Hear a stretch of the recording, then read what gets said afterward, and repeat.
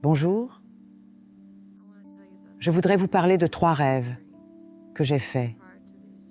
Avant ces rêves, j'étais dans la sorcellerie. Je l'ai pratiquée pendant 4 ans. Mais Dieu avait un autre plan pour moi et je dois vous en parler. Je l'ai repoussé. Je ne peux plus continuer à le repousser. J'en étais fatiguée.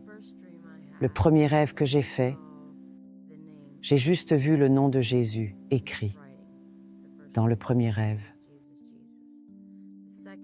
Le deuxième rêve que j'ai fait, j'étais avec ma mère et j'ai vu ce grand pâturage vert.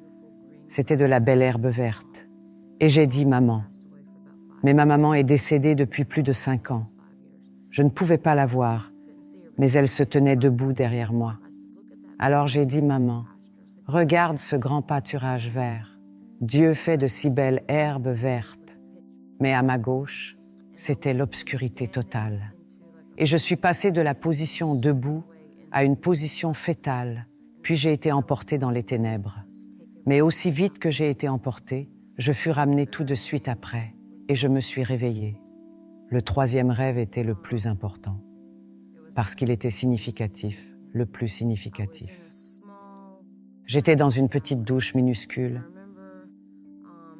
et je me souviens qu'étant sous la douche, je pouvais voir de l'eau claire qui descendait sur moi. Et au fur et à mesure que l'eau descendait,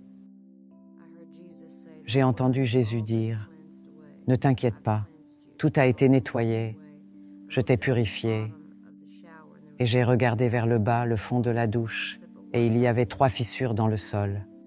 Et j'ai dit « Mais qu'est-ce que ces fissures dans le sol ?» Et vous savez que Jésus parle en parabole.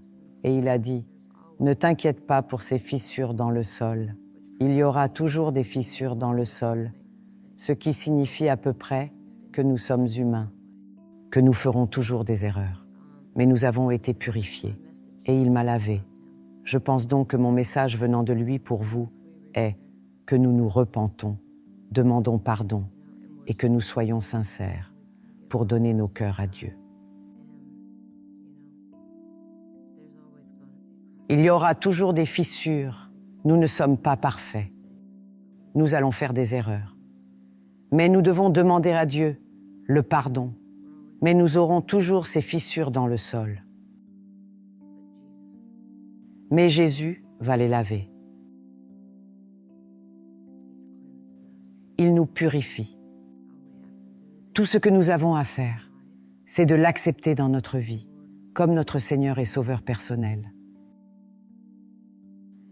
Il nous pardonnera.